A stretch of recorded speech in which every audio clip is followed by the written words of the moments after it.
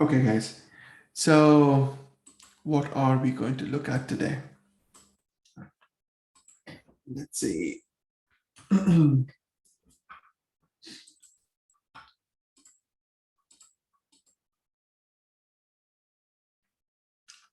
I remember we are supposed to discuss about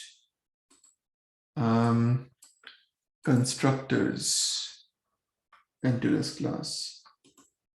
So let's try that. Okay.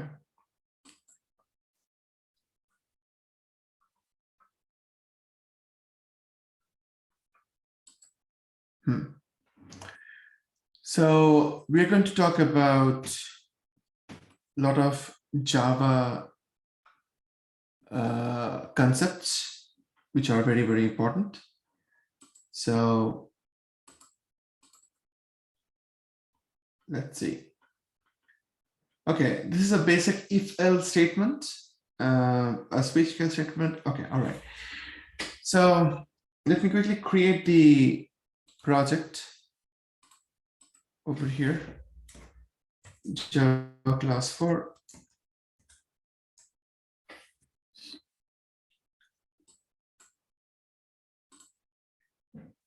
Okay, and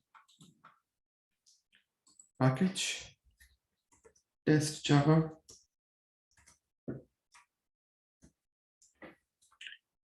And then in that, let me create a class called test conditions. Okay. This is very, very self-explanatory. What I'm trying to show you here is about if else, and switch case. All you need to understand is the difference between these two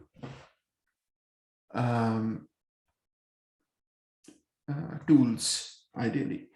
So with the if else condition, what you can do is you can basically verify multiple conditions. You can say int a equals 100 or 20, int b equals 30, int c equals 40, right? And then with the help of if else, you can actually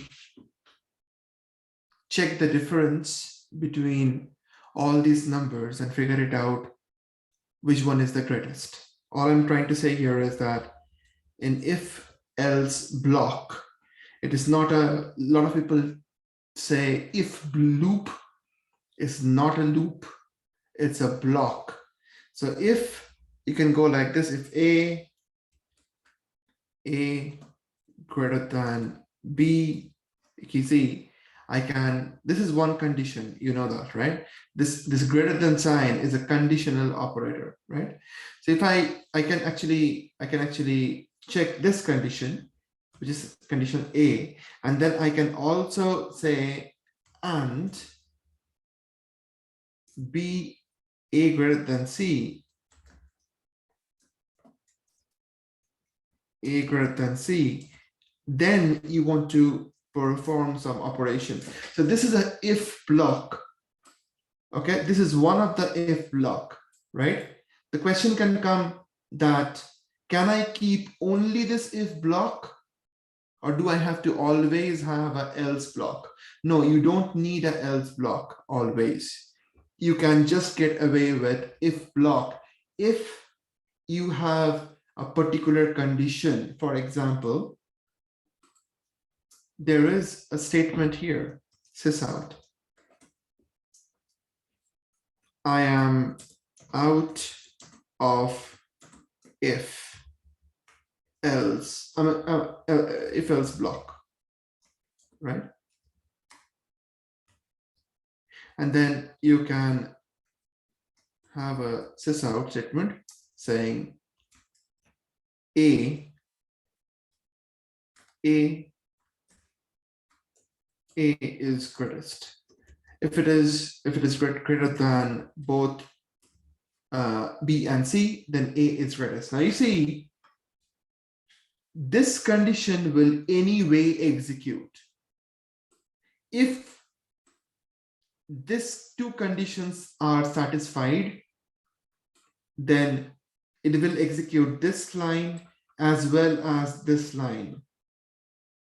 Okay. However, if I say else, and then if I close it out like this, only then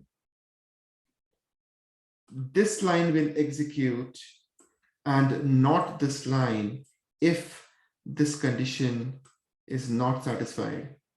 If it is confusing, let me prove this to you. Okay, let's see. Currently, this condition is not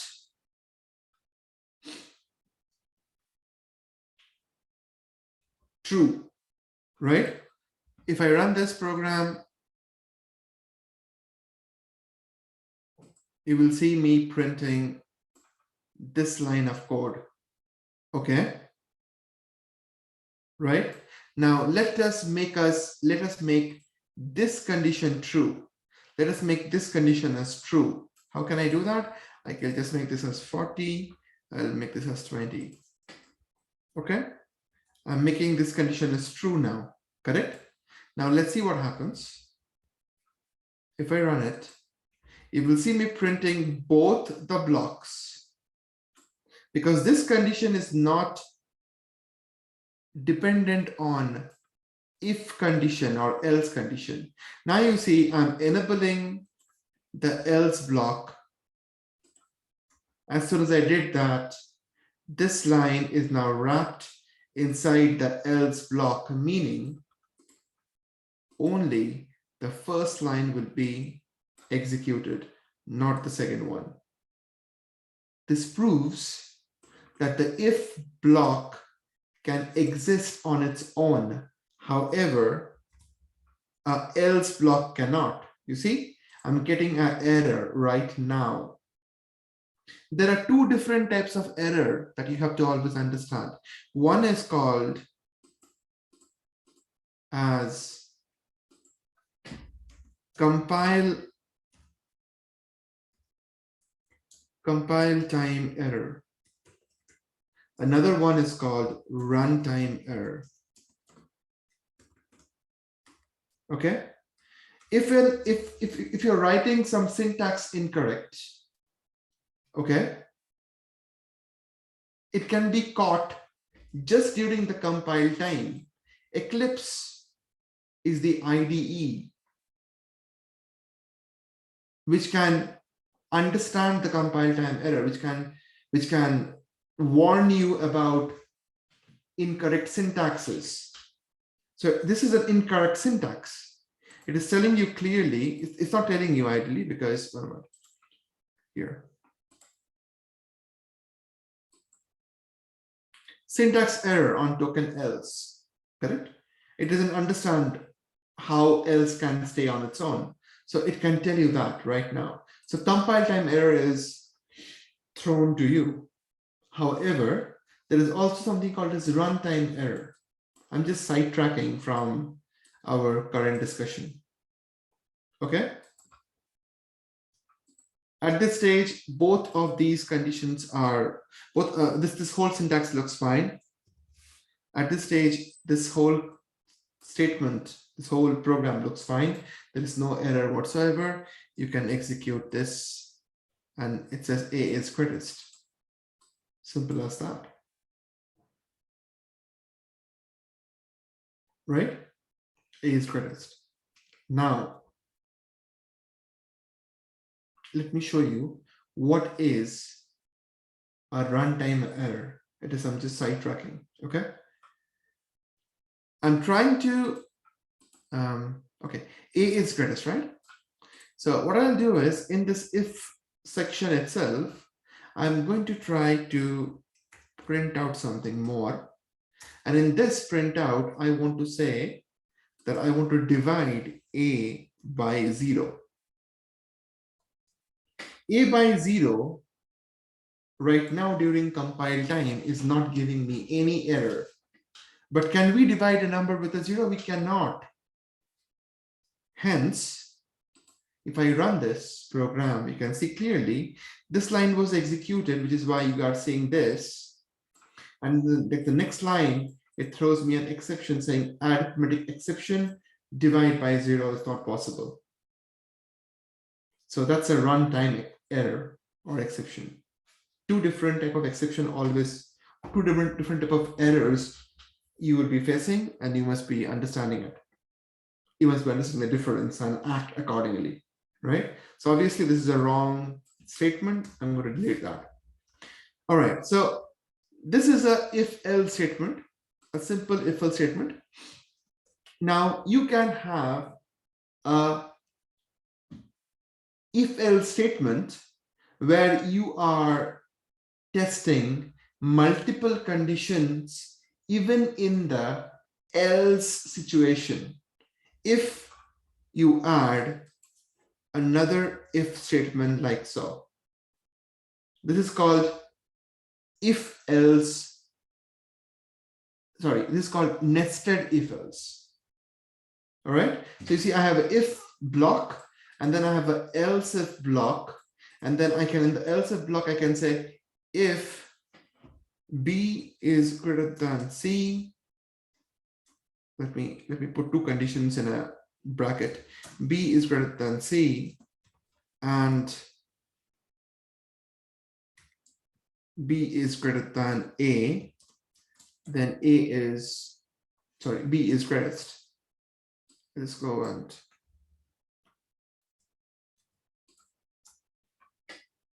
B is greatest. Correct? Else C is greatest because there is no other thing to print here. If both of these conditions are failing, then the only thing is left out is C, which is greatest. This is called a nested if-else. What you need to remember is you cannot keep the else if block at the very end.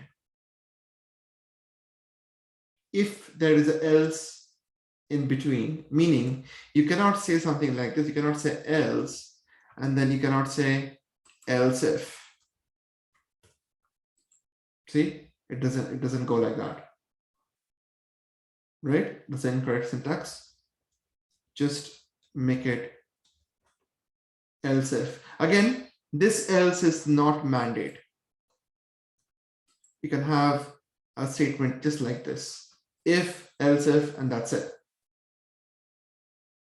Correct? But in this case, obviously, I will keep it however it was.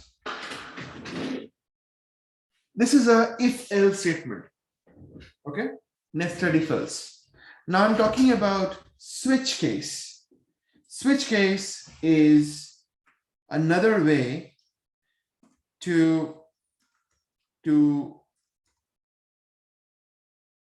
make sure that your program reacts to a particular condition.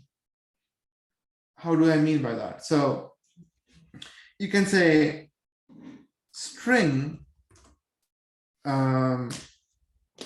say, I don't know, a couple of examples I've taken during the videos, but I can say maybe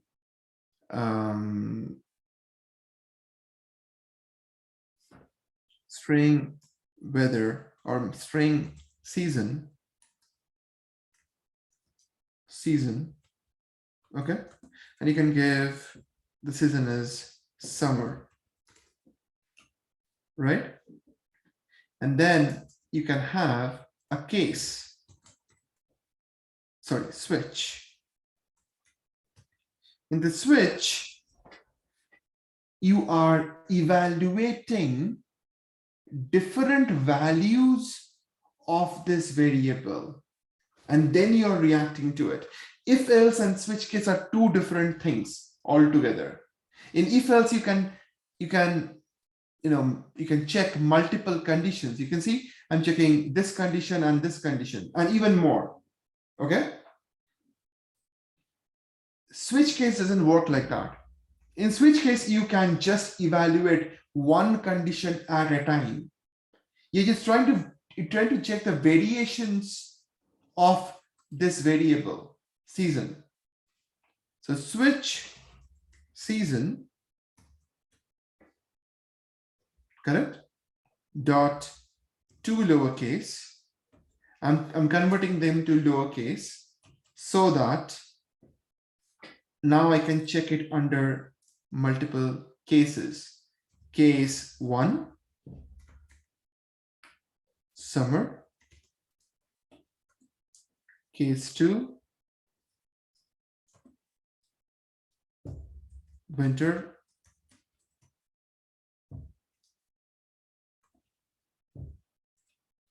Case 3, say spring, correct? And that's how you can build up your cases. So basically, you're just trying to check if the value of this variable is matching to any one of them or not. That's all, correct? Now, in this, there's a difference which I want to show you in the if-else situation, which is very, very important, if-else and case situation in a minute. So I just want to print out this out. It's hot. Summer is hot. Sits out.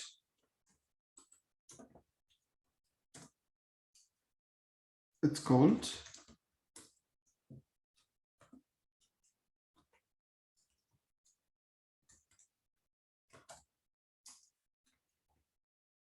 It's raining.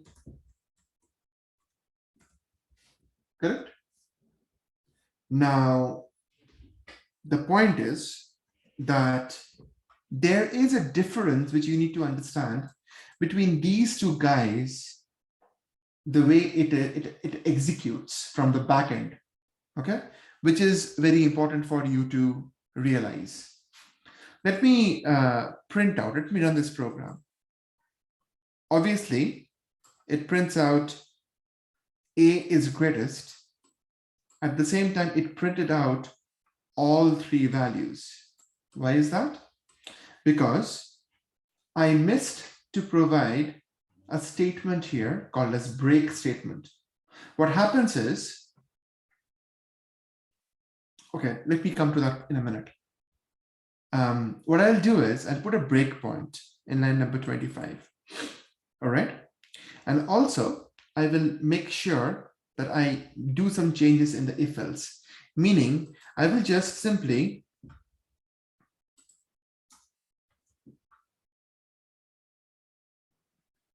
divide this one line into three different lines. Okay. And I want to show you something that is very important for you to see.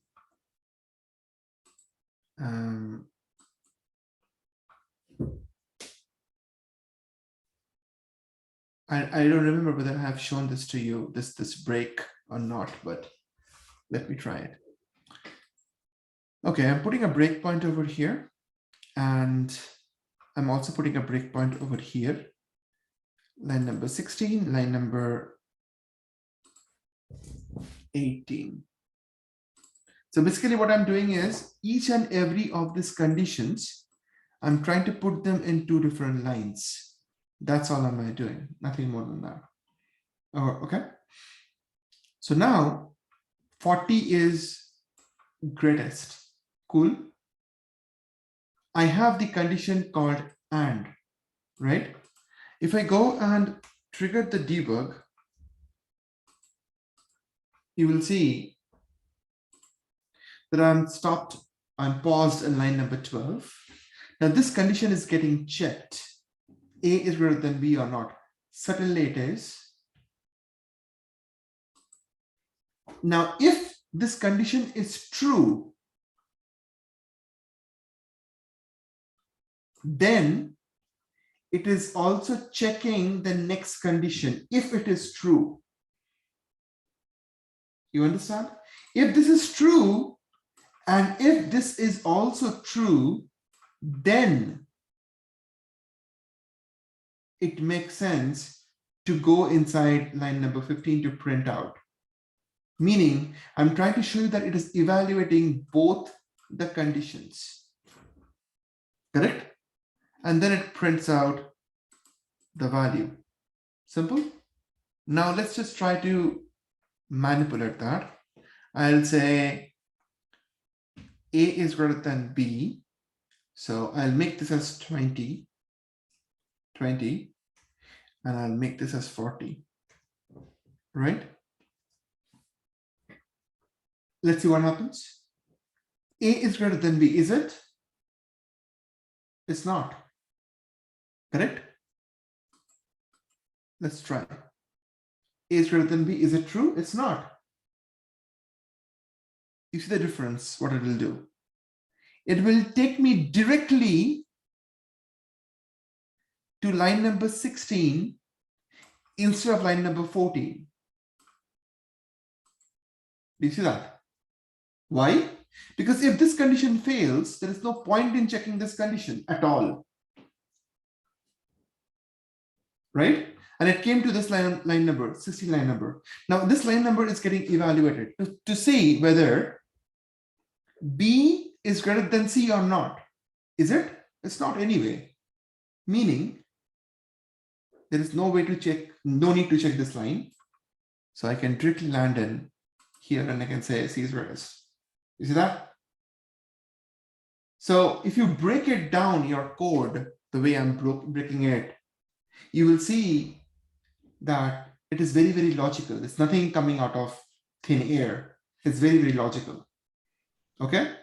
Now check in terms of the switch case. In switch case, you see, I'm saying summer and I'm landing in, okay, put a break on line number 28, right? I'm landing in line number 28 now to check or to understand what is the value I'm trying to check. So I'm trying to check the lowercase version of the value season. And as soon as it is found, you see, it landed to the summer, it printed that out. But at the same time, if I keep on going, it also goes to the next line and prints it out. And then it also goes to the next line and prints it out. Why? Because I must be, once a case is complete, I must be breaking out of this zone, which I didn't do earlier. So now if I say break, and if I say break again, and then break again, correct? Now I'll show you something. It's very interesting. I'll restart this. Okay, no, I won't restart this. I will change the value to winter. Okay, now let's see what happens. All right. Okay. This is with switch case, but also I want to show you something. Instead of and, look, instead of and, I'm making this as or. Obviously, it doesn't make sense in terms of this program, but let's look at it how Java will handle this, all right? I'm making them or. Okay? In the or situation, things will be differently calculated. Look. Line number 12, A is greater than B. Is it? It's not. In the previous situation, if you remember, I was thrown from line number 12 to line number 16 directly. Because this condition was failed, no need to check this condition. I can come out. Okay? However, in this case, you see, I'm jumping to line number 14 because even if this is failed, is this failed? I have to check that. So that's why with OR condition, it works in a different way. This condition fails, meaning doesn't mean that this condition also failed. So now both the condition is evaluated as failed because A is also not greater than C. So now I'm going to line number 16. Now I'm checking. A, B greater than C, is it? It is not. It is not. However, B is greater than A, yes, right? And it prints that. Logically, this program doesn't make any sense because we are trying to find the greatest number, correct? Logically, it doesn't make any sense. However, I'm just showing you how the if-else exactly gets evaluated. All right. Now let's move on to the switch case. I've made it as winter, right? You saw in if-else, it was evaluating each and every different blocks individually, correct? In switch case, the benefit is that it is not going to evaluate each and every block or each and every case. Rather, it will directly jump into the particular case. Look. Is that? I directly jumped into winter. I didn't even check with the case summer because the switch case implementation is differently done. It understands beforehand that what are the cases are already available and it can directly jump into the respective case. So all I'm trying to say here is that you have to understand the inner meaning of whatever you are writing. Why you're writing the code in a particular fashion, you need to analyze that, and then it will kind of stick to you forever. Okay? Okay, I think Madhu was trying to ask me some question. Go on, Madhu. Sorry, I was asking exactly the same, like if it is odd, then how it will happen. Yeah. Right. So I showed you that. There is something called as truth table in Java truth table, and there will be so many images. Okay, so let's go and set this one. Yeah, this one's good. This one's good. So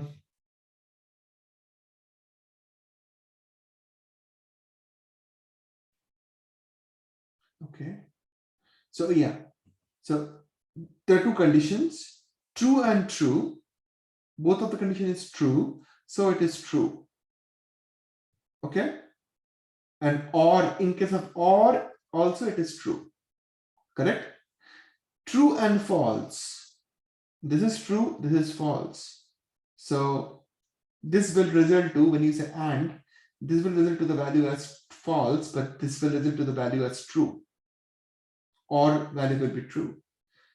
False and true, it will be resulting to false, but it will result to true. And false, obviously it will result to false, as well as this should result to false. You see that? That's how it works. Truth table. Let's see if there is any other better version of it.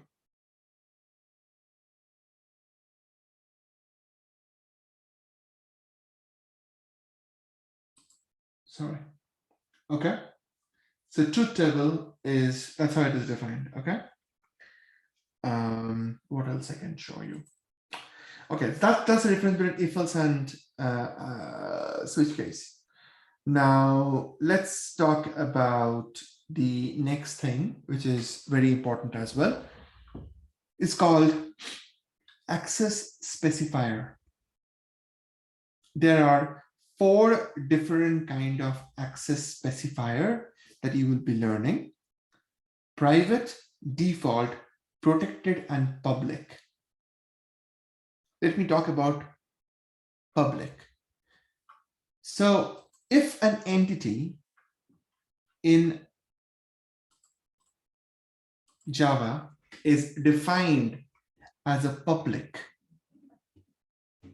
it means that the entity can be accessed from anywhere within the project. For example, this is a class called test conditions. Inside that, this class is a public class, a public entity. Okay? Main method is also a public entity, meaning I can create another class, new class, and say test public, and I have a main method here.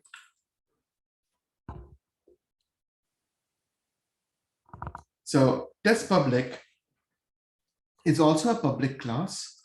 It also has a public method, main method.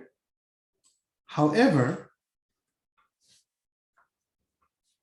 test conditions is within the project, within this particular project.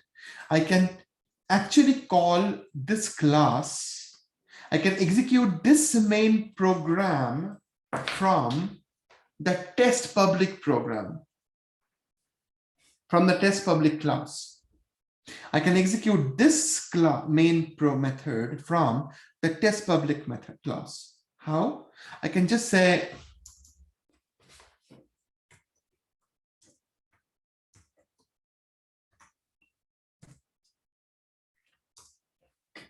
see this, test conditions is a class, and then there's a method called main inside it.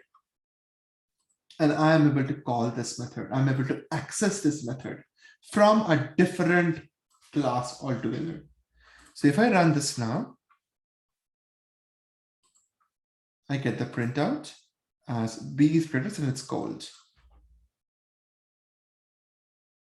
So public means you can access that entity, whether it is a variable, whether it is a method, whether it is a class, from anywhere within the project. And just not within the project, but also out of the project. How cool is that? What do I mean by out of the project? I mean, you can convert this project into a specific file. The file is called a jar file. I have spoken about jar file earlier. I have told you how did I add a jar file to my Java class 3. Okay.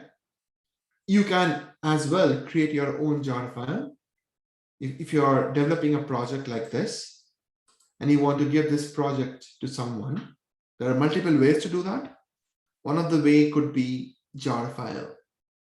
So meaning you can just say right click on this project and you say export, all right? And then say Java jar file and say next. And then over here, you can give the name of the jar file. Okay, so I'm giving the name of the jar file as something called test jar file, test public.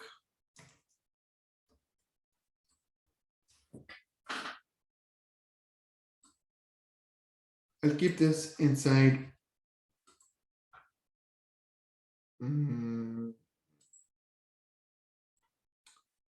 my folder in the desktop.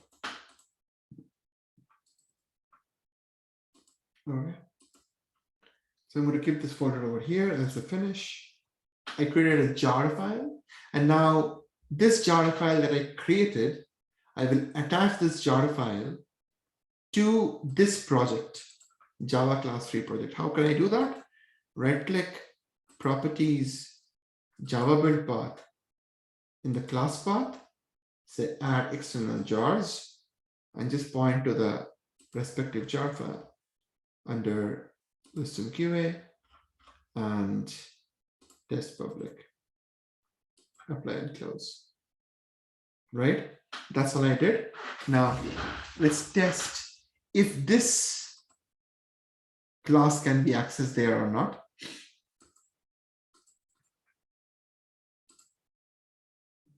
So class 3,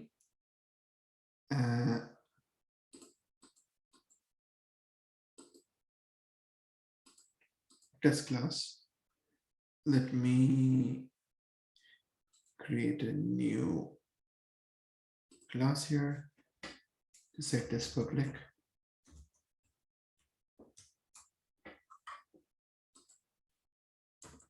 Main method. And in the main method, all I'll do is I'll simply try to access the class which was here.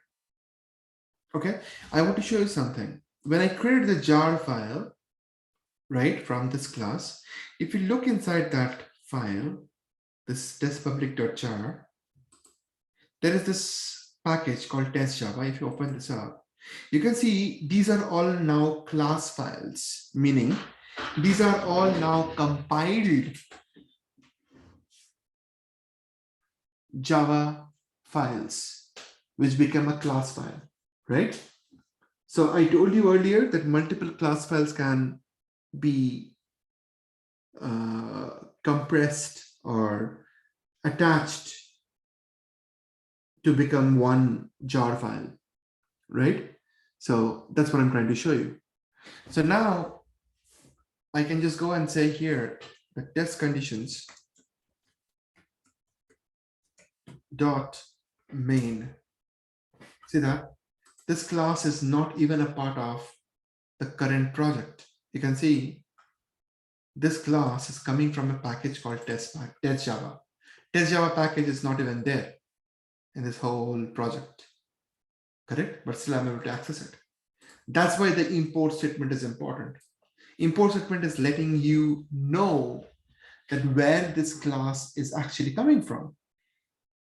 Now you understand this import statement is important because it is pointing in this program, in this particular class, it is basically pointing to the location from where you are trying to access the method, right? And now if I go and run this,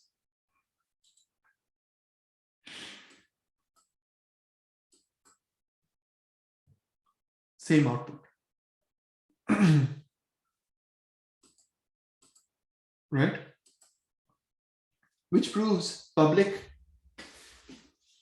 access can be accessed from anywhere. Public entities can be accessed from anywhere, within the project, outside of the project. Okay. Then let's move on to the next one, which is our new class. And no. What I'll do is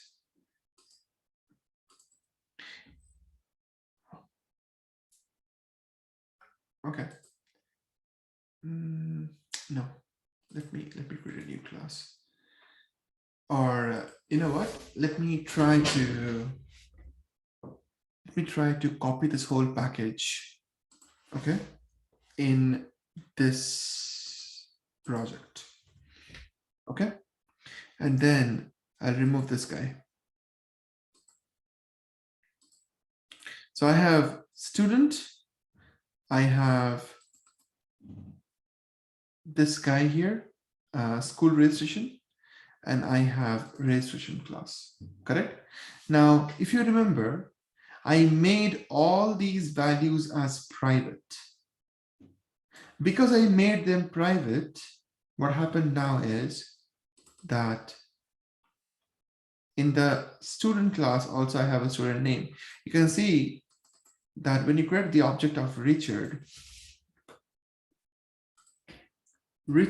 dot, you can see that I am able to access the method called setStudent, but I am not able to access the variable called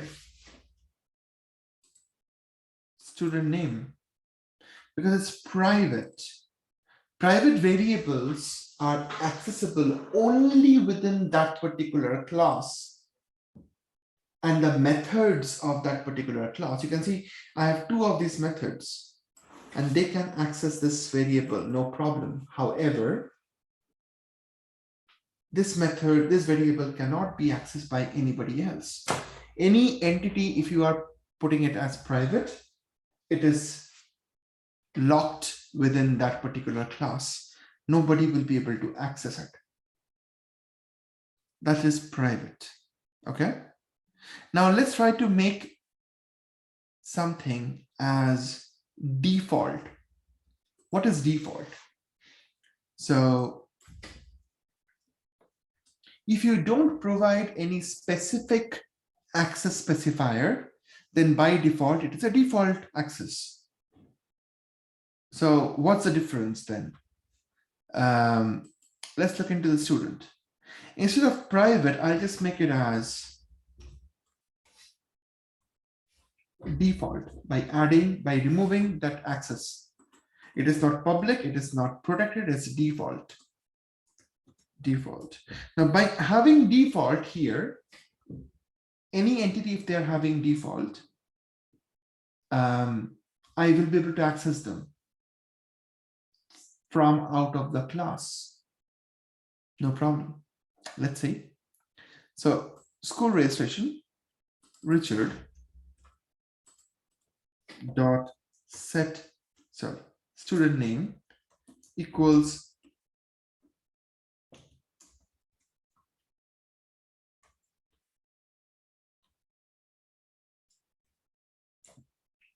Richard. Okay. Student name equals Richard.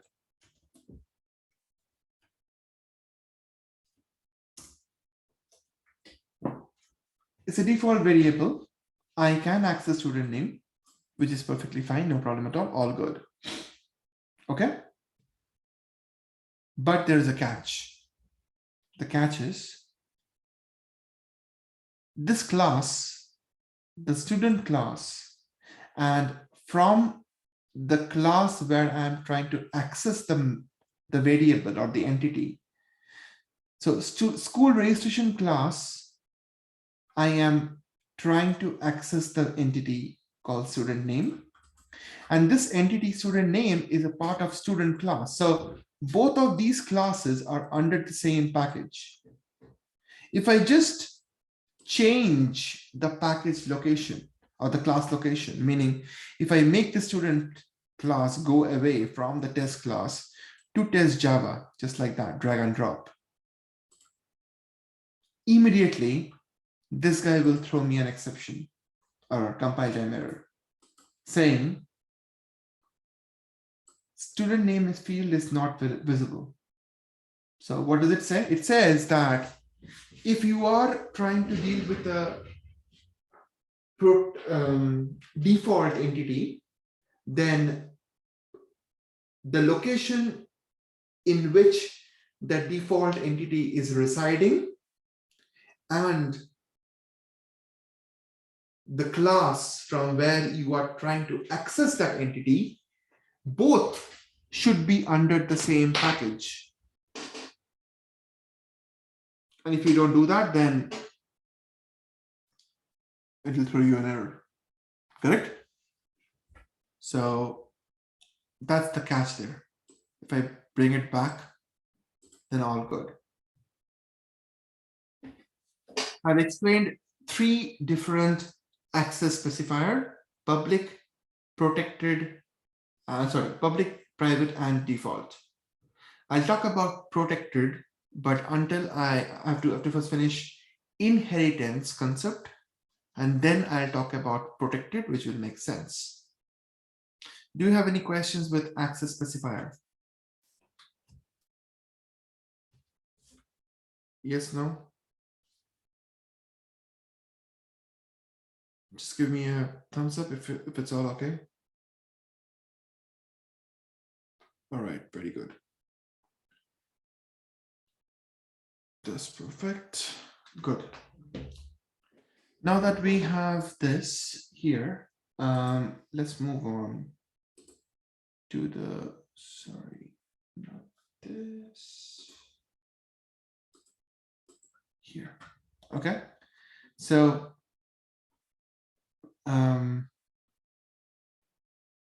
okay, I want to talk about Java methods.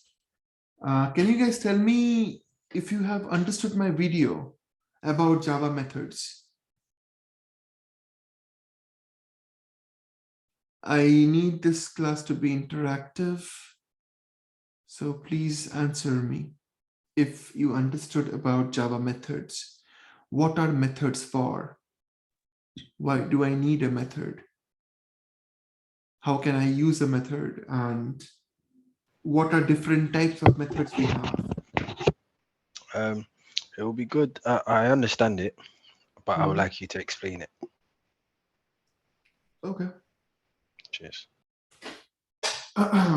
So, as I have told you in the video, methods are nothing but a block that you will be creating if you understand or if you realize that those statements in the method, you have an opportunity to reuse over and over again.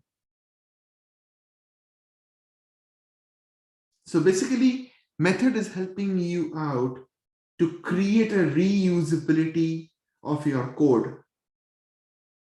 So you are writing a method, you're stacking it with multiple statements. And whenever you wanted to perform the same operation, you call that method. That's all you're doing. Okay. Now look at this section here. I'm not going to spend time in writing the code. Let me just show this to you here.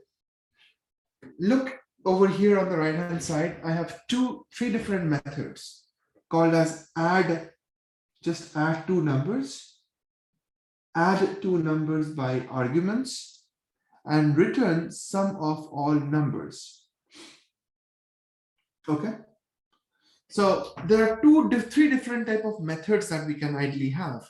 A method that is created to perform an operation, and all the time the method will always give you back the same result. Correct? There is a possibility, right? You want to execute certain statement, and you always want to get the same result out of it. Okay? Obviously, it will be stupid if you write those statements over and over and over again. Instead of that, you should be wrapping them up in a method and call that method all the time. Like for example, in this situation, I have this method called as just add two numbers. Now, if you see closely, the numbers that I'm trying to add are always 10 and 20, meaning the result will be always 30 all the time. However, there is a requirement that this summation or whatever you stack in has to be executed 100 times, right? Right now, there are 3 lines here in this method, correct? But at times, there could be 10, 20 lines in a method. Is it physically possible for you to write those 10, 20 lines over and over and over again? Instead of that, you write it once under a method, and whenever and wherever you have to call that method to perform those operations, you just call them. You call them 100 times, no problem at all. Okay, that's one of the method type. Another method type is the method in which you are trying to perform an operation depending on the arguments you're passing into the method. For example, adding two numbers by argument. So I am trying to now get a dynamic result. In the previous case, it was a constant result. This result is always going to be 30, no matter what. But now I'm trying to make it dynamic, int A and int B. There are two different variables or parameters. which will let the caller choose the numbers that they want to add. Like you see here, add two numbers by arguments. So I'm passing two numbers, 20 and 30. And then these guys will be added, correct? And every time you pass different numbers, you get different result printed out.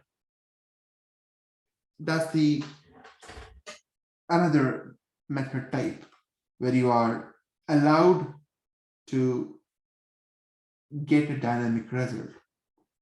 And then there's another method where the method is supposed to perform an operation and then also return back the result of that operation. In earlier cases, we were not really returning back any value. And because we were not returning it back in value, you can see both of them were void, void, and void. See that? Both of these methods are not returning back any value, so the return type is void. However, in this situation, the return type is int, because this method is supposed to return back the summation of multiple numbers. Okay? In this example, I'm trying to also explain you something called as var args. Var args, in which you can ideally supply multiple values under one parameter. Like in this case, you can see, in the previous case, you can see, if you are trying to add two different numbers, int A and int B, then you have to pass two numbers, two parameters. However, when you deal with a var arg situation, all you have to pass on only one number in a specific format.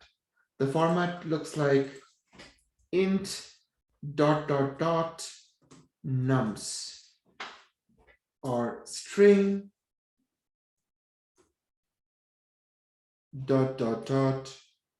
names. Correct? Int num string names. Correct?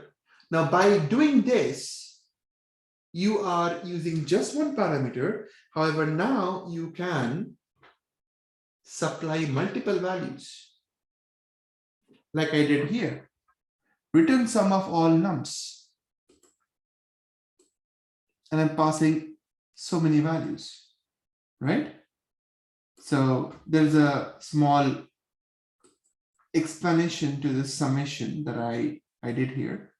So when you are actually using a var args in this format, okay, you're passing on multiple values. Basically, var args is nothing but an array, right? So if it's an array, then I can simply use a for each loop, or even a for loop will do, right? It's an array. So I can use a for each loop or a for loop, whatever. So I can just simply loop around all the numbers in the array, and I'm just picking up each and every value, and putting inside the variable called result. Okay? So when the loop starts, the result will be having the value as 0. And over here, the first value of num is 12. So you understand 12 plus 0 is 12. And that value will be added to the variable called result. Now the loop iterates again. The result is 12 from the previous iteration, and the next value is 34. Correct? So the value is 46. So 46 goes now. It will keep on happening until the entire summation is complete. And finally, you will get the summation of all the numbers. And just not that, after you complete the result, after you calculate the whole result, just 1 minute. Okay, after you calculate the whole result, you can return that value. Okay, you can return that value to the caller. Caller is here, int sum. Sum is a variable. Okay, and as soon as I'm returning back the value, this value will be given to the sum variable, and that's all. Okay, so that's how it works. Is that clear to everyone?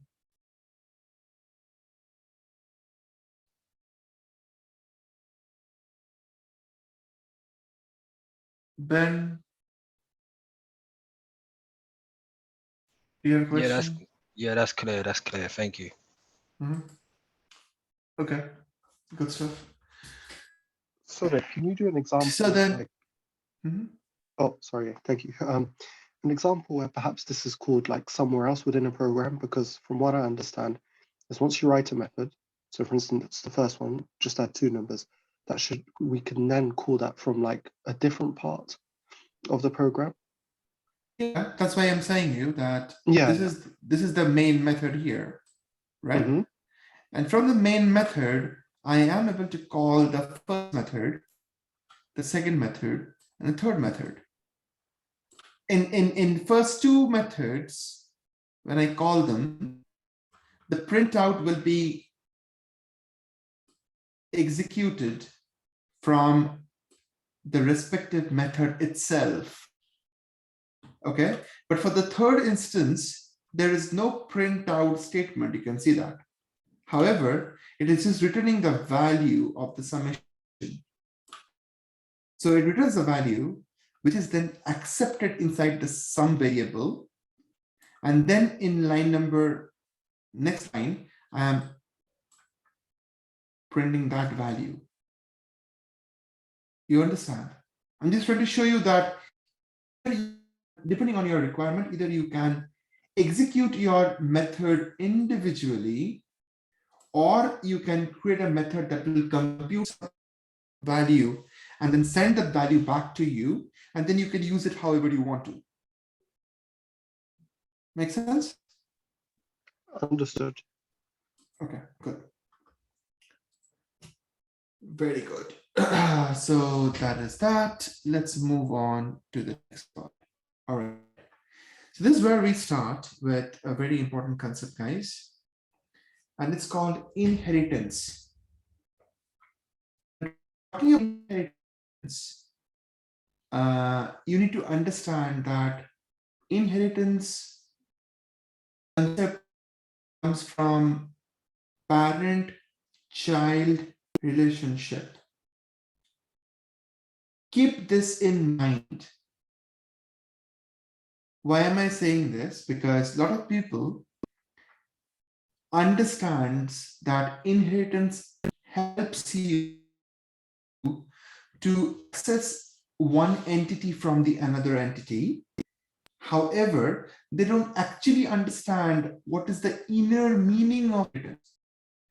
Okay, so I want to explain this to you. I'll take a quick 5 minutes break. I'll come back and then I'll explain this to you, that why inheritance is so important and in which occasion only the inheritance will make sense. All right, so I'll explain that to you in a minute. A couple of examples I'll take. Thank you.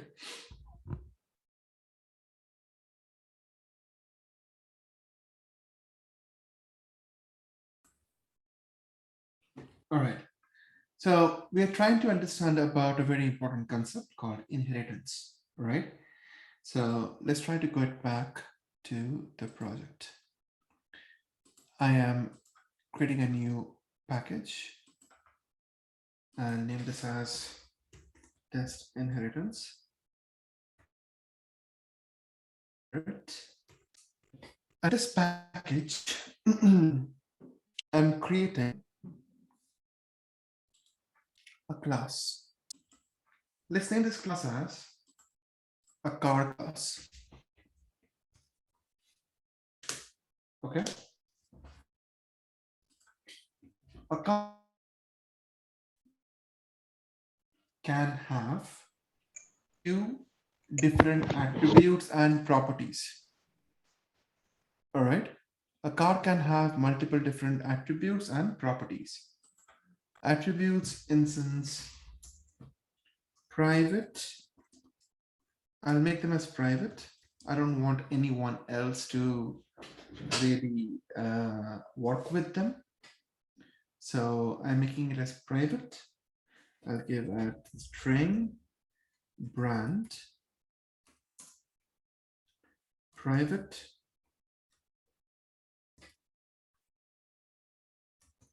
string model. Okay. Private int seats, right? For these three variables, you can see that as I told you last week, this class is a template. You're creating a car class. It's a template in which you have attributes. Obviously, there is no data into it, meaning you should have some provision where you can set some data into it. You can very easily do that by using source, generate getters and setters. Select all, generate. So what did I do? I just simply generated multiple methods that will let me set the value and also get the value. Okay. Get brand, set brand, get model, set model, get seat, set seats. Simple. Good. Next is car has some property. For example, public void. A car can get started. Public void start. Public void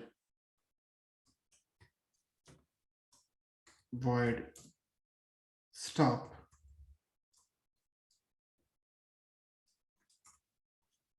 Public void accelerate.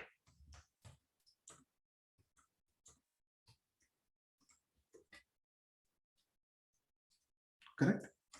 And I'm going to give some printouts, nothing fancy here. And I'll just say, you see, I will be directly passing on the value, brand model seat. So brand, so not like this, I'll just say brand plus model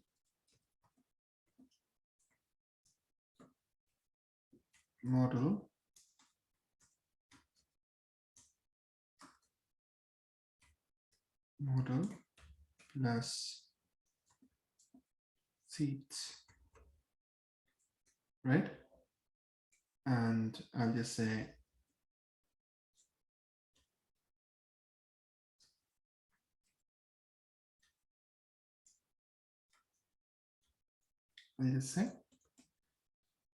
started, correct?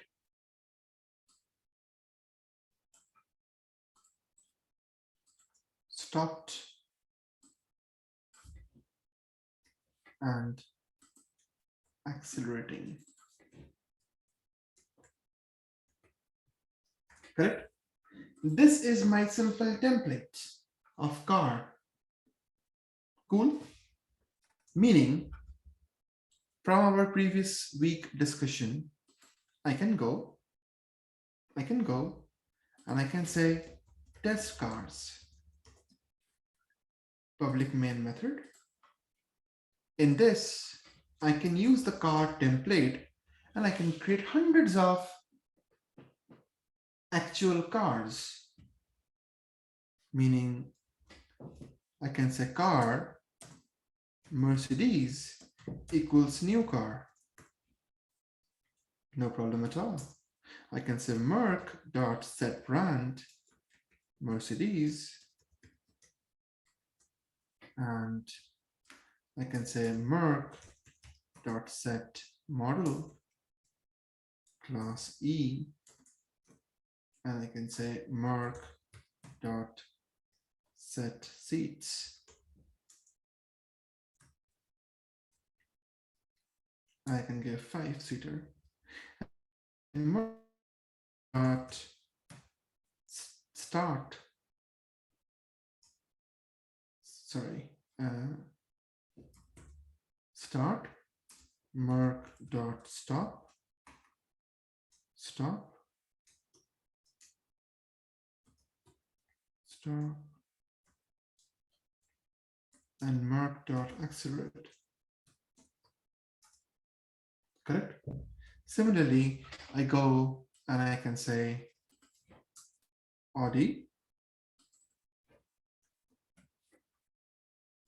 Audi is another object coming out of car class template.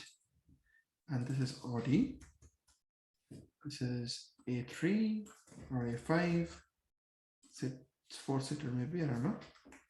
And then you have these guys here. Correct? Now, just see clearly, this, whatever I did right now, you already know this. You already know why and how it is happening from last week's discussion.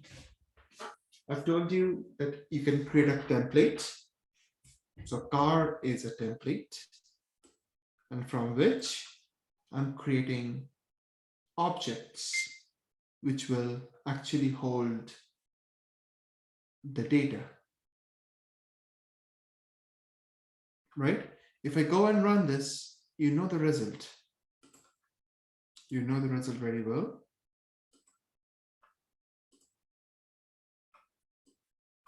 Simple as that. Right? Now the question is, all right, I understood. I can create a Mercedes, I can create an auto of the car class. But what if I have a requirement where my Mercedes and my Audi is having some special characteristics that are only applicable to a particular brand? For example, Mercedes wants to get started using fingerprint.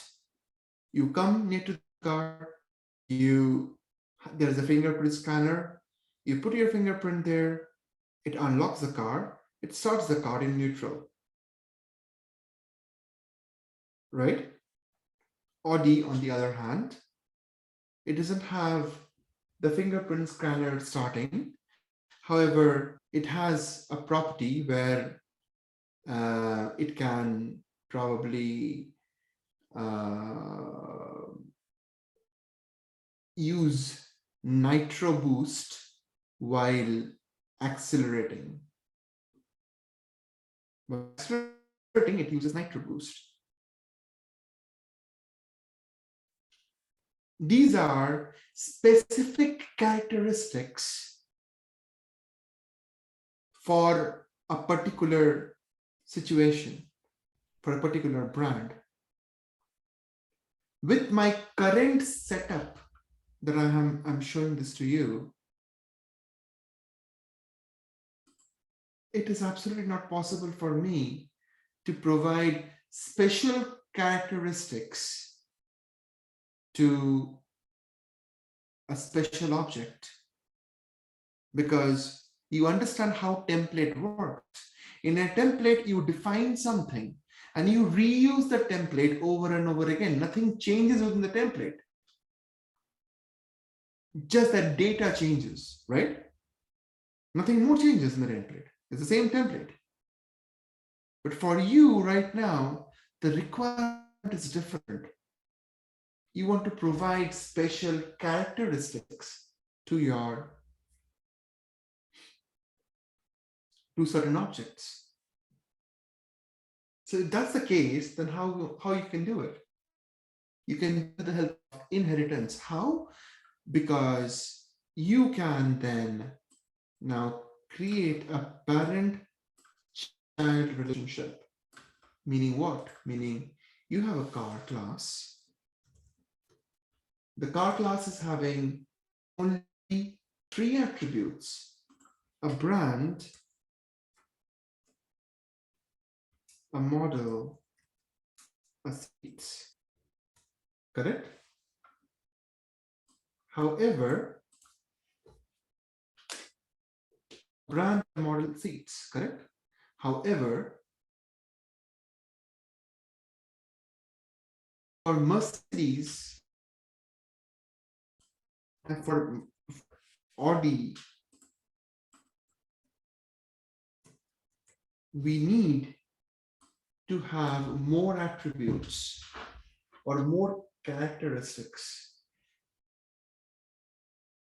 Now, in this situation, inheritance will work out very well, because all I'll do is I will make Mercedes and Audi as a child of car, a child of a parent will inherit all the properties of the parent, which is brand, model, seats. Meaning, my child will never have to take care of brand, model, seats attribute. It can be shared from the parent to the child, and my child can have special characteristics. That's the condition. That's the logic behind inheritance. Your child needs to have special characteristics. That's the logic behind inheritance. Is this understandable? I'll go to the practicals, but is it understandable?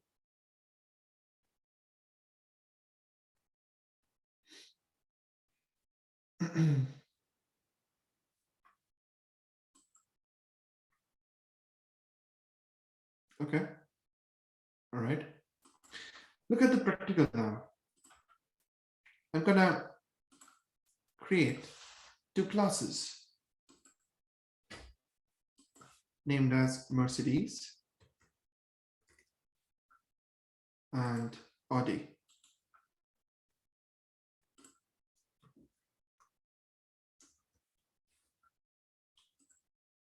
Both of these classes will now be extending to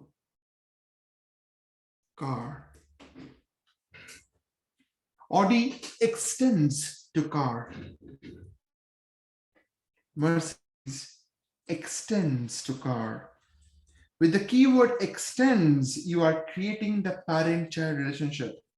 Guys, understand this very, very clearly.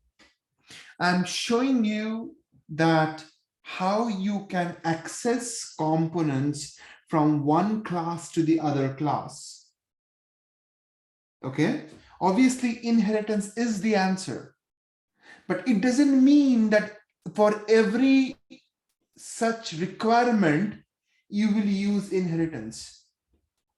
If your requirement is just to access one entity from the other class, class A wants to access entity from class B, and you use inheritance for every such requirement, then you are making a mistake. You can only use, or you should only use inheritance when to use, meaning only in this kind of situation where you are trying to define special characteristics to your child, keeping common attributes provided by the parent. So in this situation, sorry, I see Ifani is having some question. Please go on. Do you have a question? No, not at all. So in this situation, Mercedes is going to simply rely on the car class for the entity, meaning I can go ahead and I can say public void, right? And I can say start with proximity sensor, right? Now that's the method or the property that I'm trying to implement. I can go and I can simply use whatever is coming out of my parent.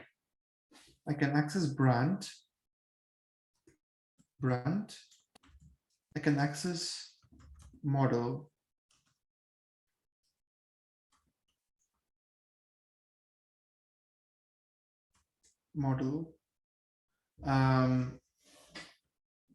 Okay, fine. I'm getting some error, but that's fine. This error is required. Model, and then seats.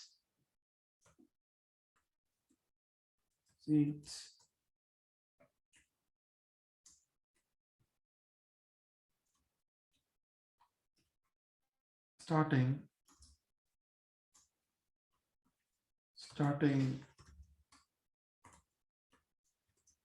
with proximity sensor with proximity.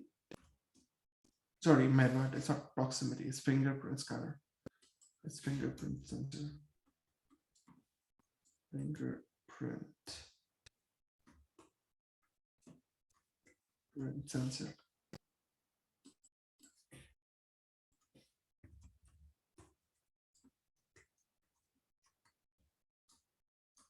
Correct?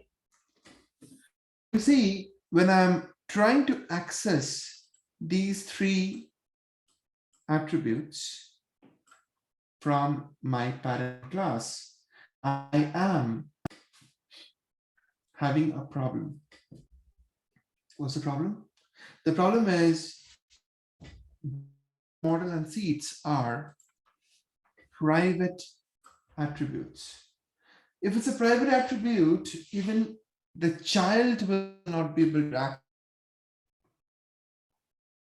So what do?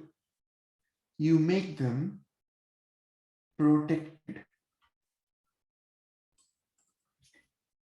Protected.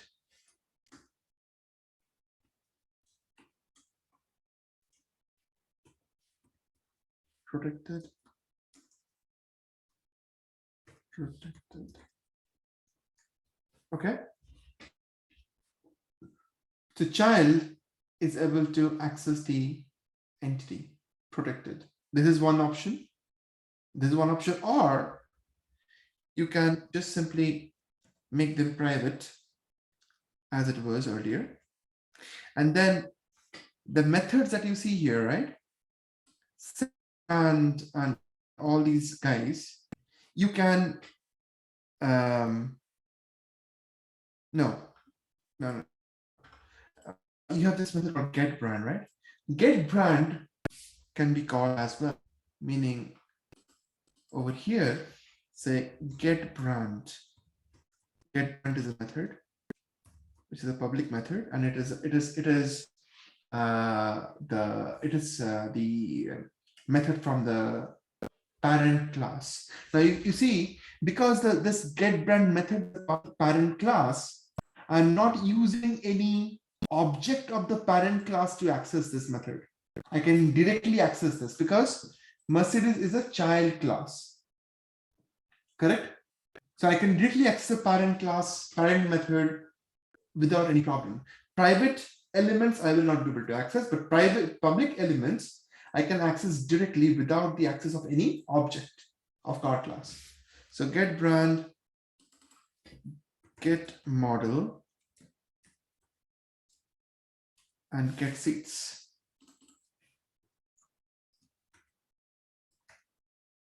Right? These is getting started with fingerprint scanner. Similar thing will be happening with Audi. I'll just go and copy this. And Audi, okay. And we say accelerate with nitro. With nitro.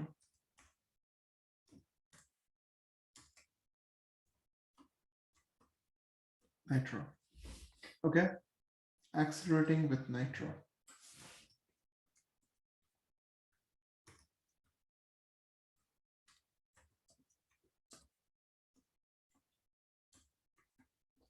Now let's look at the diagram again. This was my diagram, correct? I told you that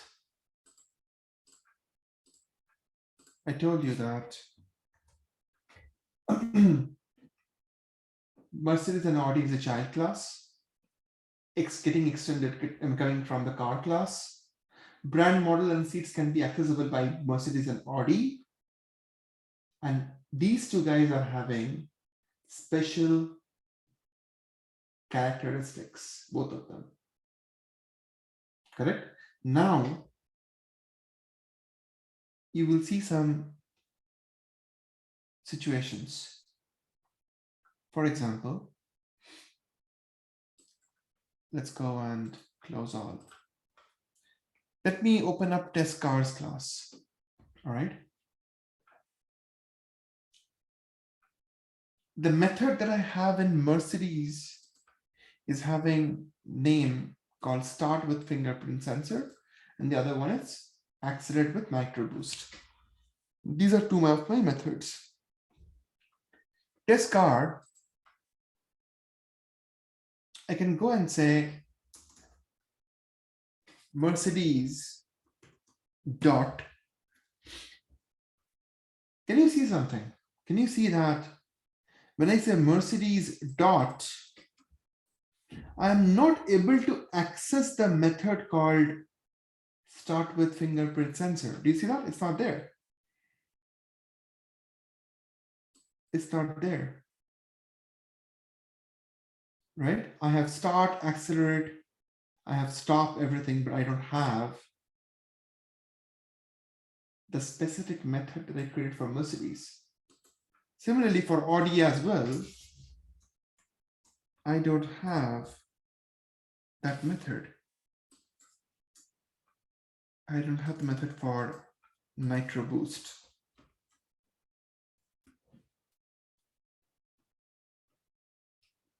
Can someone tell me why it is like that?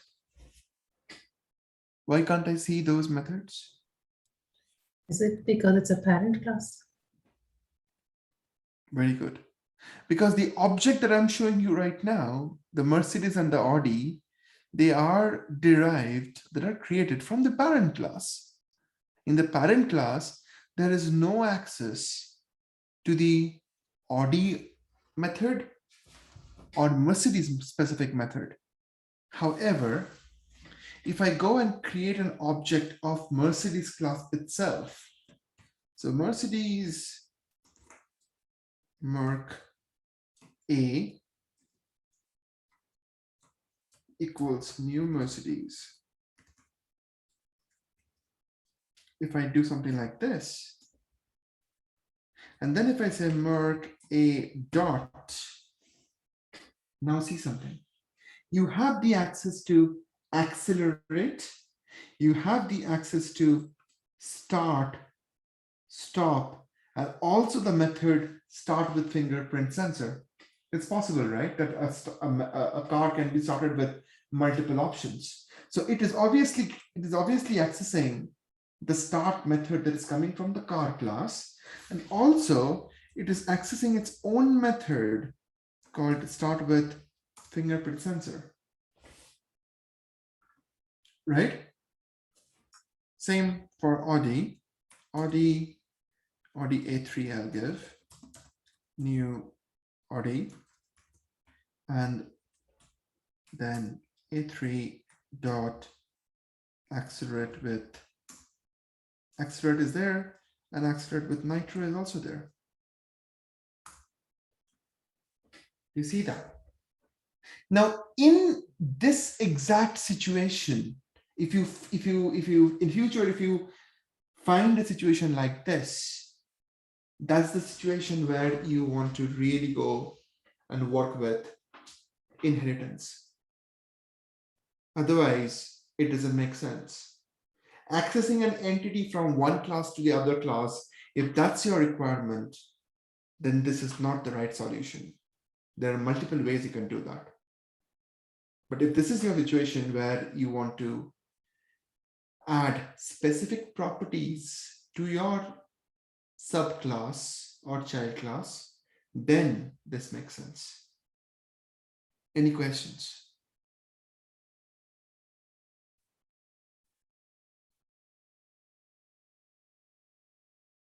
Any questions?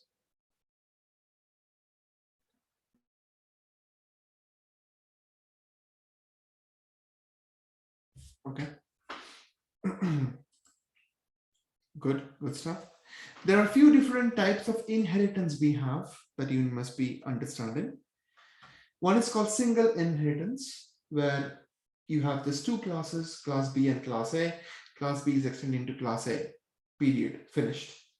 You have multi-level inheritance. Class C is extending to class B is extending to class A, meaning the properties of class A can be accessed by class C as well. And obviously from B as well. Correct? That's the multi-level inheritance. Hierarchical inheritance, something that we did right now.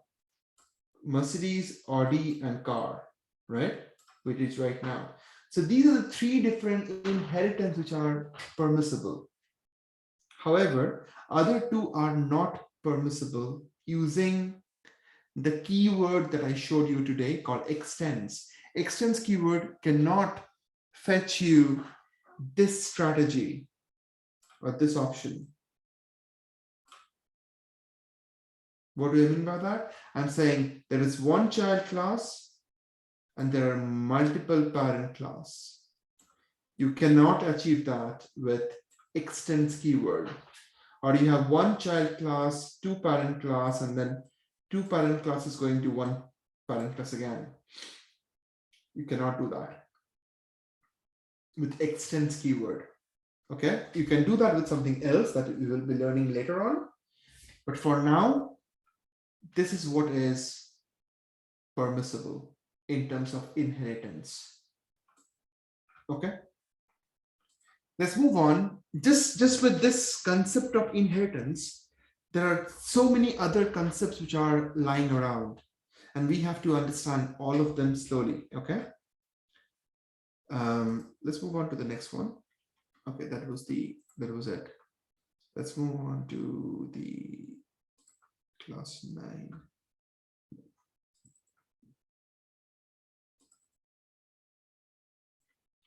Okay.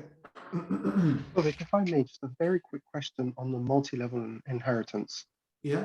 I don't know if I caught this properly, but so let's say you look at the diagram and you've got class C inheriting from B and then B inheriting from A.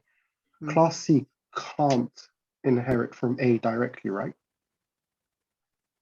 Yeah, if we look at your example. Yeah, they can. They can. Okay, cool. Yeah, I just wanted to be sure. I mean, Yeah. they cannot at the same time inherit to class B and class A. So it's one or the other. Yeah, you see this diagram, right? Class Yes. C is going to class B is going to class A.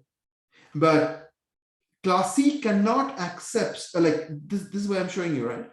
Class C cannot go to class B and class A at the same time. Right. Yeah. Sorry. So when you're writing it, do you write class C extends to class A or class C extends to class B? So if you write to class B, it will get for A and B. No, it will not work out. Okay. You can extend to only one class at a time. So Yeah. if I'm writing for class C, should I write like class C extends to class B? Yeah, that's it. Okay. And then class B extends to class A. if you have a situation like that, if you have a grandparent, if you understood my inheritance concept, right? Why do you want that? For example, you have, for example, let me explain. Let's say class A in this case is car, class B is in this case Mercedes, and class C is in this case, it could be a particular model of Mercedes, maybe Mercedes class E,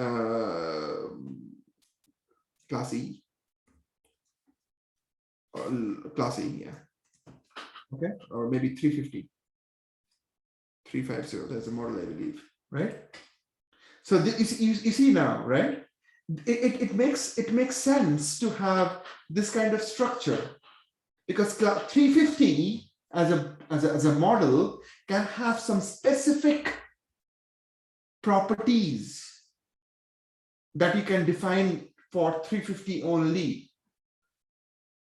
Mercedes can have some specific properties, and car is obviously the first entity which is going to lay out your initial template. Do you get that now? Like why the inheritance is so important? Yes, I'm good. Okay. Thanks. Thank you. Right. Moving on to the next part. Okay. So now it's already 8:15, guys. I actually have to. I will do something. I'll cover up the constructor. I don't know whether overloading is simple. Overriding is also simple. Runtime polymorphism. This will take a long time for me to explain, and I think I'll do it next week because this is quite confusing. Okay. Let me talk about constructor. All right. So what is constructor? It's a very, very important concept again. I'll go back to my same story about cars. So this is my, you know what? I'll quickly create a new package. I'll just copy this whole thing and just do a copy of the whole thing and paste it here. So that I'll just say inherit test constructor.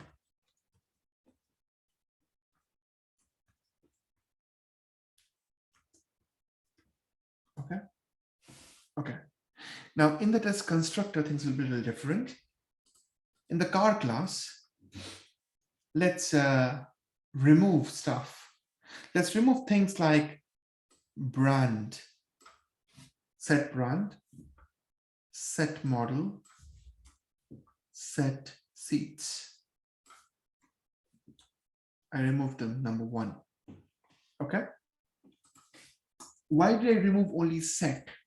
Because I'm going to use something called as constructor, which will help me to construct my object that I'm creating from or for that class.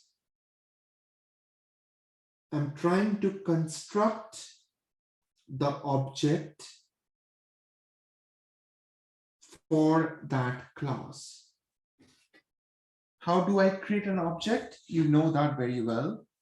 You say car Mercedes equals new car. You know this syntax. I've done this 100 times now. I'm creating an object just with this line. The object is this, correct? In this situation, when you're creating the object, at the same time, you also want to make sure that you are constructing your object with some meaningful data. You're constructing, I mean, here are my wordings here. I'm trying to say, we are trying to construct the object with some meaningful data. Until constructor, how we were doing this? We were saying Merc dot set brand, and we were passing the brand called Mercedes. Now this value Mercedes is a meaningful data attached to the object Merc. Similarly, the model and the seats attached to the object Merc. Meaningful data. Now I have removed this old school approach. I've taken it out. Now I'm saying, while creating the object of car, at the same time, you would like to construct the object with some meaningful data. And for that, you need a constructor. What is constructor? Constructor is nothing but a method-like substance, a method-like entity, public. Constructor will never have any return type. So you can just go public, and whatever the name of the class is, you have to give the same name to the constructor. So public car. That's it. That's your constructor you just created. You have to always keep in mind that every class that you create has a by default hidden constructor inbuilt to it. Until and unless you tamper it, until and unless you tap it, you won't know it exists. What do you mean by that? So for example, I'm saying that this car class is having an inbuilt constructor. Now, if I am commenting this out, okay, and if I am simply executing, let me just comment out these lines and these lines as well. If I do that, okay, and if I run this program now, can someone tell me what will happen? If I run this program right now, can someone tell me what will happen? What will be the output? Nothing. So you would output the Audi, and it would just be blank. So you have to then add the value. Think and tell me, is it going to be blank or something else? So car equals new car. When this runs, Mercedes start. Oh, When Mercedes this run, start. yeah, what will it print? Mercedes start. Would print. Mercedes started and then Audi started. No? Or How? accelerated, I should say. How? Okay. I have commented these lines. If I have commented these lines, these values are not sent to the object. Yeah, so that's what I said. That's what I said. But you won't get anything. No, That that was is a bit. that is wrong as well. Okay.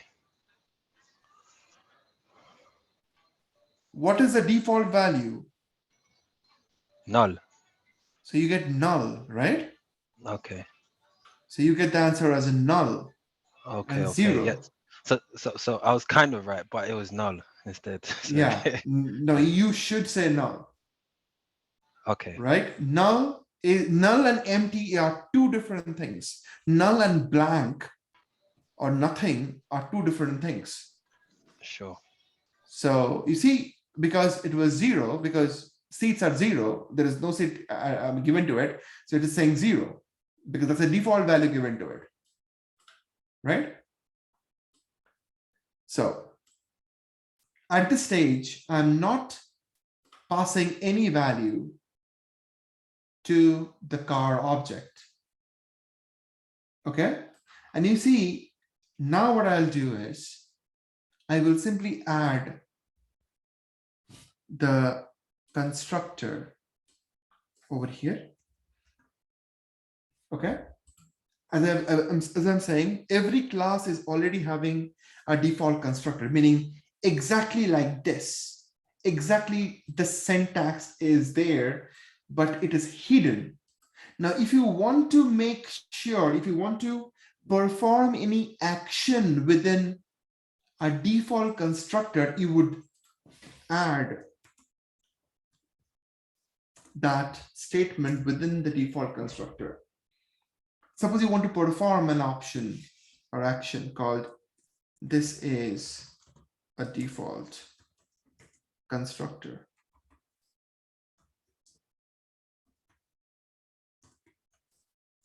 Right? Now I go and if I run this, question to Rita, can you tell me what will be the output now?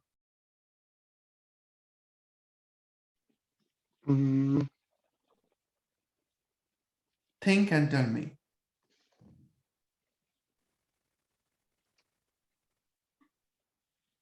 What will be the output now? Not entirely sure. So what I'm trying to think what's actually changed. All I did was I created a default, I created a constructor over here. And in the constructor, I'm passing on a sysout statement. Right. So that's the statement that should be printed. Can someone tell me, can you tell me how many times it will be printed? Look in my code and tell me.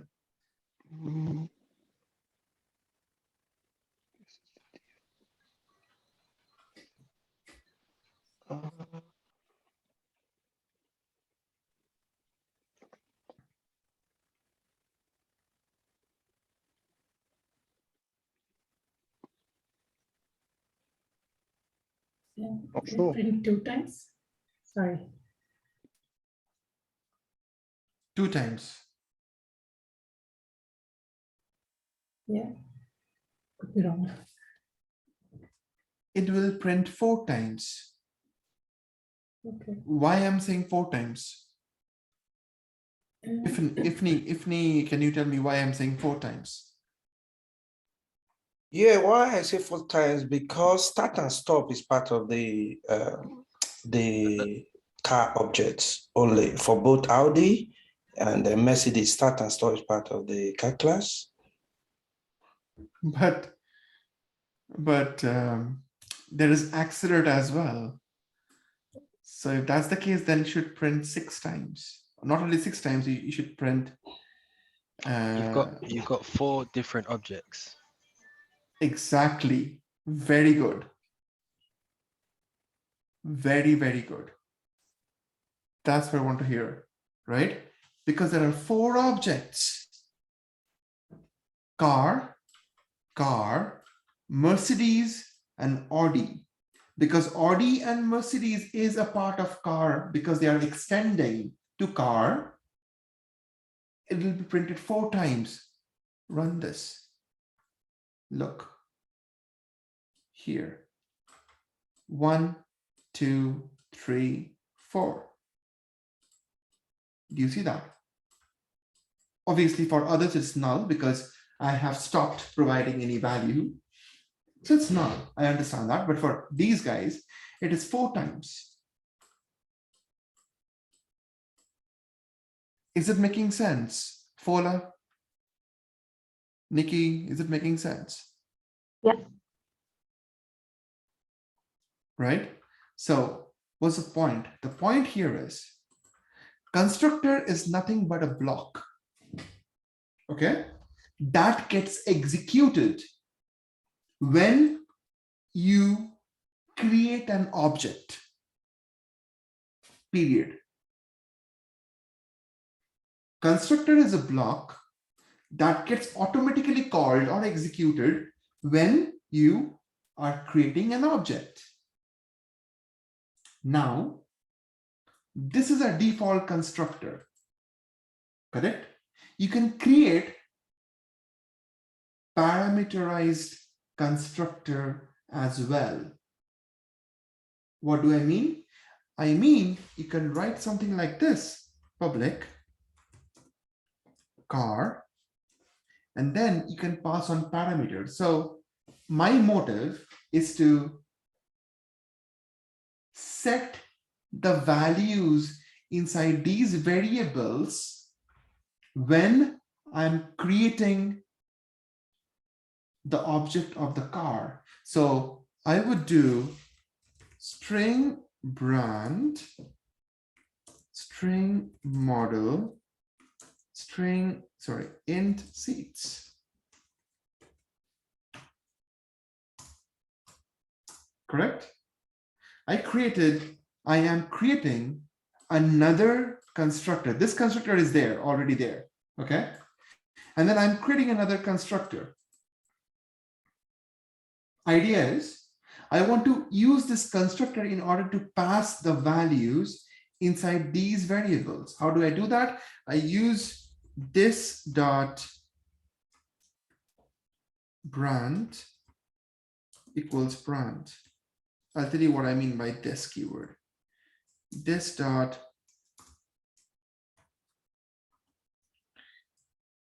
model equals model, and this dot seats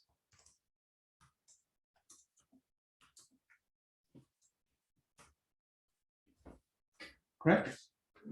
So the plan is, when I create the object of Mercedes, I want to make sure that I am supplying the value along with it. So I'll go like this. I'll say car, Mercedes equals new car. And then this bracket that you see here, right? This car bracket that you see here, that's the location where you pass on the value. So you go Mercedes,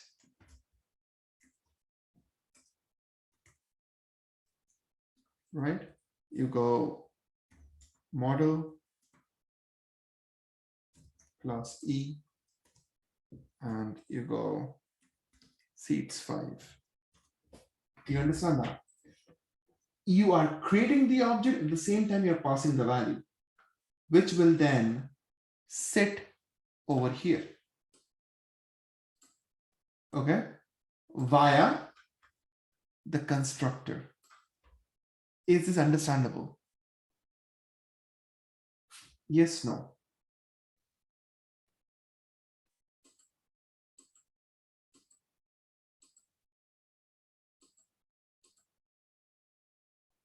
Okay. Okay. So ideally, I am simply using the constructor in order to set the value inside these variables. What does this keyword means? It means for whichever object you are trying to call, for that object, set the value brand, model, and seat. So car Audi equals new car, and you go and you pass on the values here, right? You pass on Audi, you pass on the model A3, you pass on the seat number 5, correct? And this means that as if you're saying Audi dot brand equals the value as Audi, correct? Audi dot model equals the value as A3. Audi dot seats equal 5. Do you understand that? This keyword is basically just replacing the object, this object Audi. Is that clear? Is it understandable?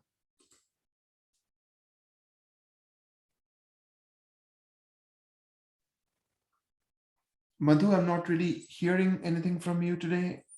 Is it clear to you or?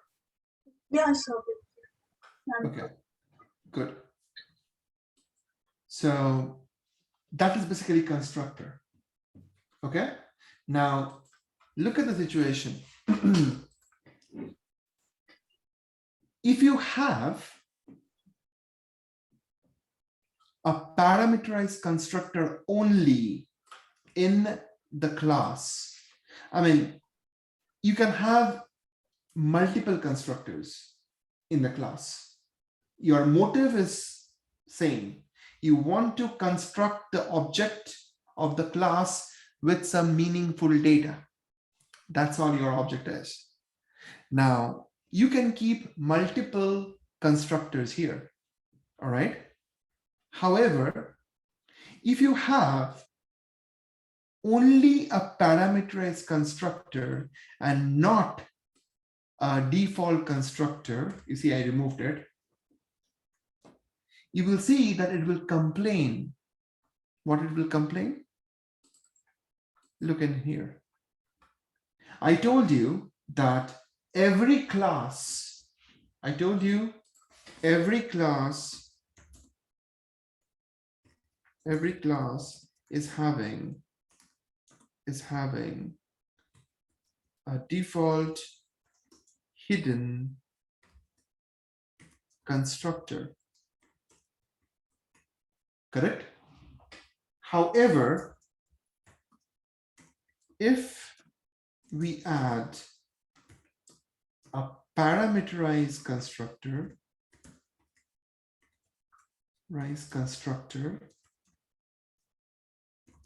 right? If we add a parameterized constructor, then we must not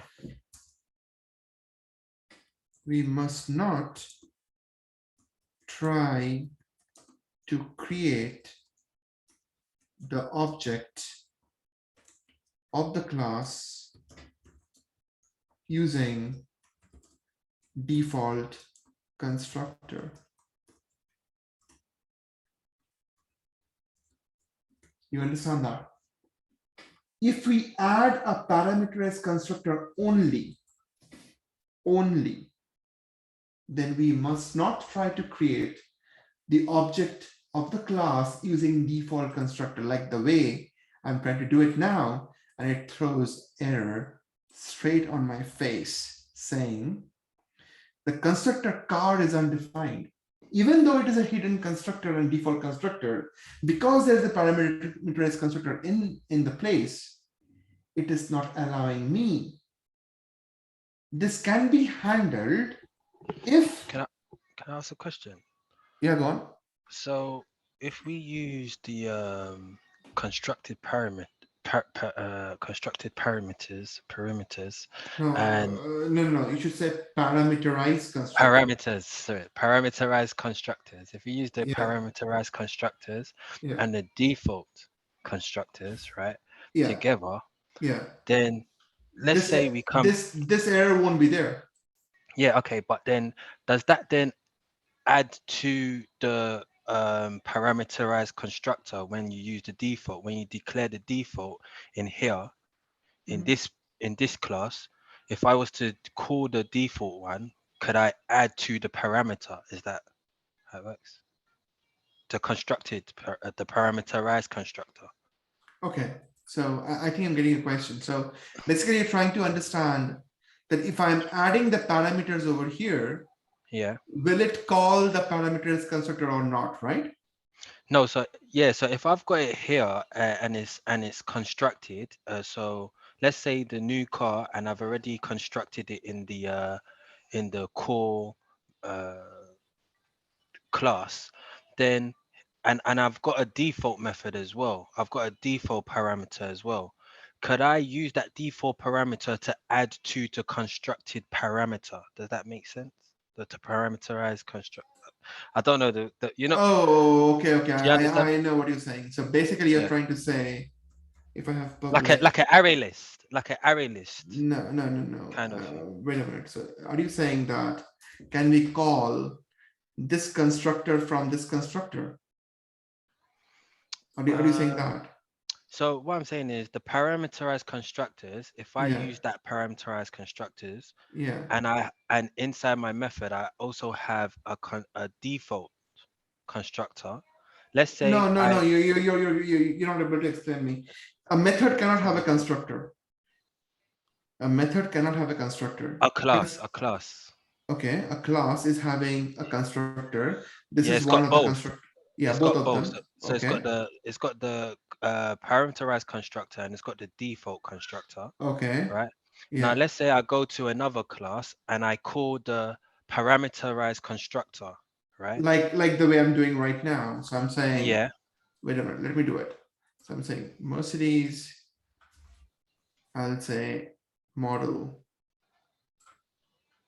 and I'll say the seat number 5. yeah, yeah. This is how I'm calling the So then parameterized constructor. Yes. exactly. So you see at the end where it says 5 now, if I was to at the bottom say Merc dot and call can I call a default No, parameter and then add no. to the constructed?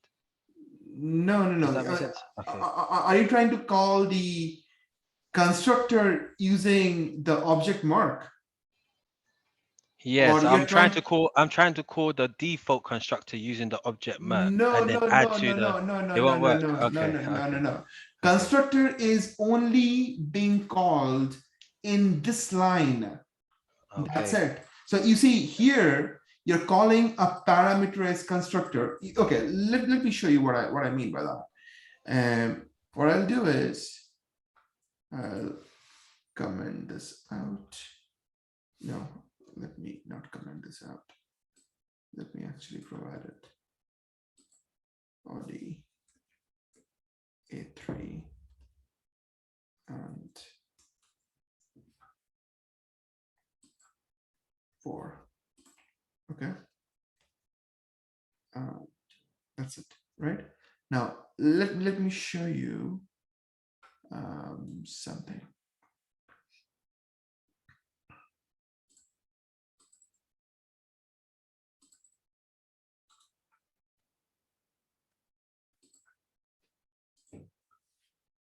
Okay, just see this. I am about to I'm about to create the object of car class.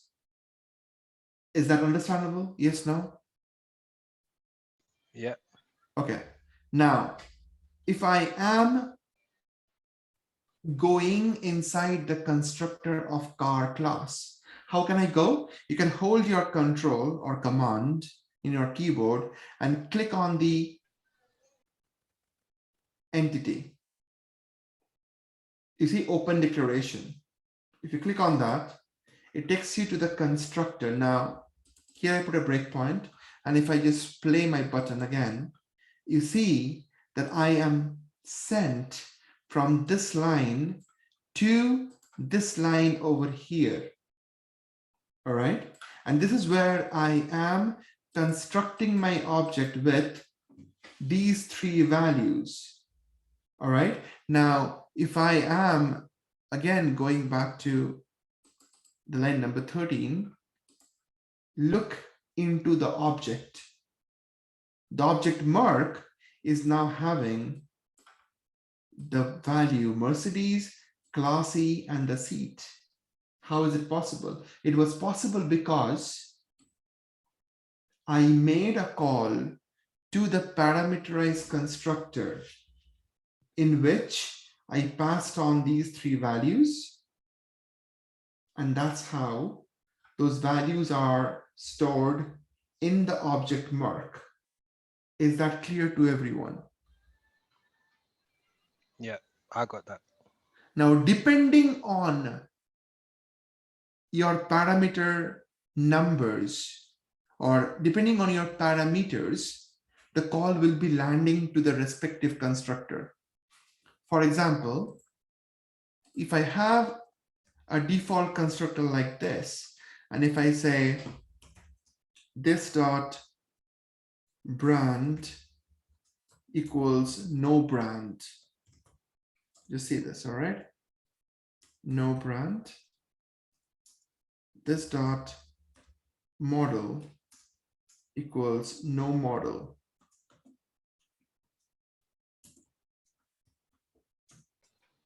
I understand it now. I understand it actually. Thanks. Yeah. This dot seats equals 0, right? Or not even needed because seat is anyway 0, correct? But for others, it was showing null to us earlier, right? Because brand and model, they are string and it was showing null. It doesn't really look good to show null. Rather, you give some value, which is no brand, no model. These are two different values. Now, if I go back and if I just instantiate my Mercedes object instead of the way I'm doing right now, I'll use the default constructor by removing everything. Yeah. If I do that, and then if I go back to my constructor here, now you see that I will land in to the default constructor. You see that? Instead of this, I landed here. Okay, so you can't use both. You can't use both at the same time. It's either one or the other. No. Yeah. Okay, cool. Yeah. I understood. Is that clear to everyone, guys? Yes or no? Yes. Sorry, so what you're trying to say that you can set what you set on the car, the second constructor to the first one, just add only one then. Right. So Okay. I'm saying that you can have, so, okay, your motive for constructor is just one thing. That is, you have to pass on the values inside the attributes, which is why I used a parameterized constructor where I am setting the parameters.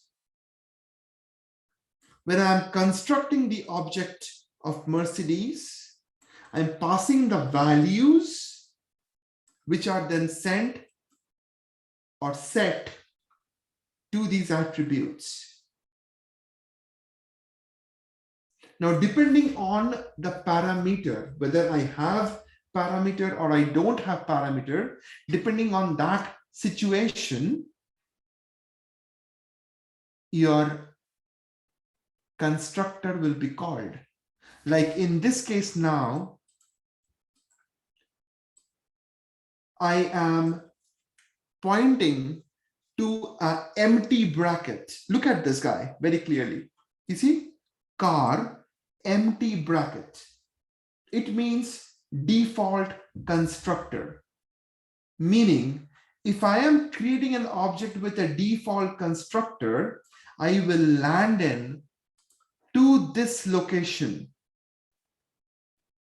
However, if I create the object using parameterized constructor,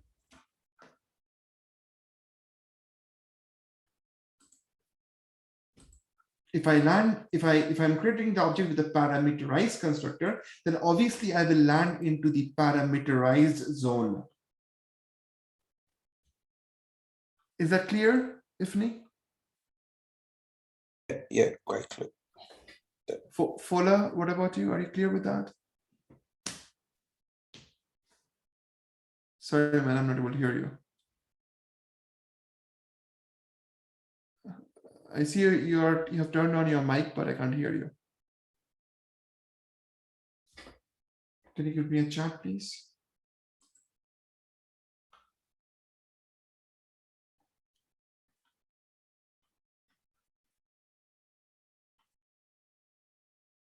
Okay, all right, very good. Okay, one other thing that you have to understand with constructor is that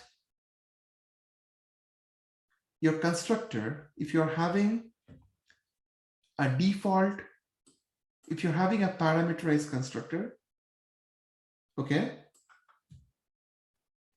and you are not explicitly mentioning about default constructor, understand the situation. Again, this situation, right? If you have a parameterized constructor,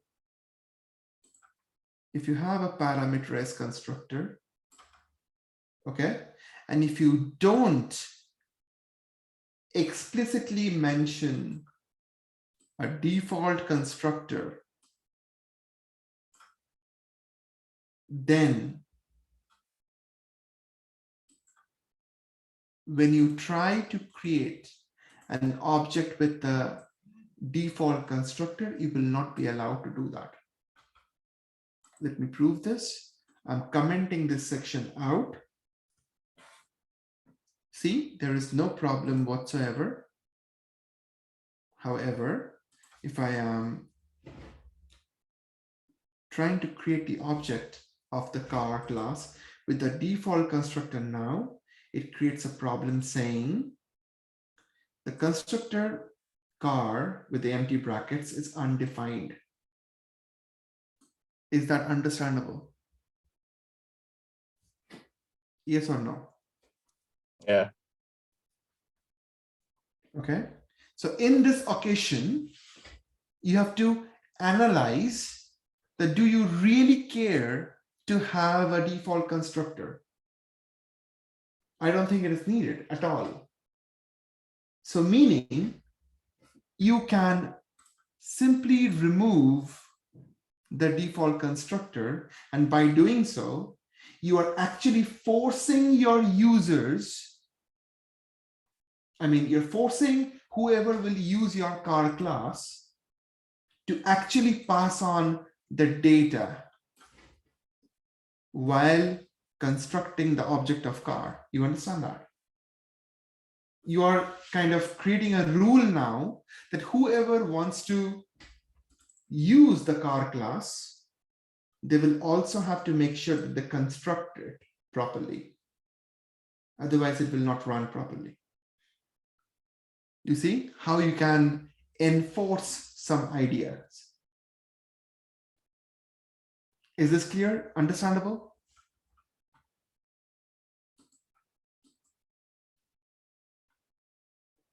Okay, good. Any questions do you have?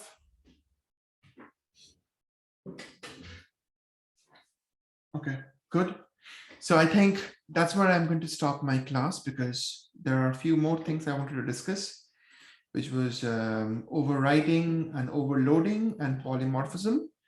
I believe I should discuss this next week. This concepts are very important and it is basically your foundation.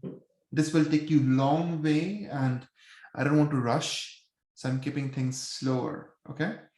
I will enable you with the next week content, which is going to be learning XPaths and some test cases in some websites. I want you to watch them, obviously. However, I will obviously first start with the concepts that I'm leaving right now, and then I'll take up the other things. Okay, I'm going to enable this right now to you. Week number 4. You can start it from tomorrow itself, and then we'll come back next week sometime to continue. All good? Yes? No? Concerns?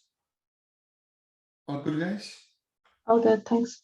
Yes. Thanks. Yeah. Thank you, guys. Thank you. See you next week sometime. Have a great week ahead. Yeah. Bye-bye. Thanks. Bye. Thanks. Thank you.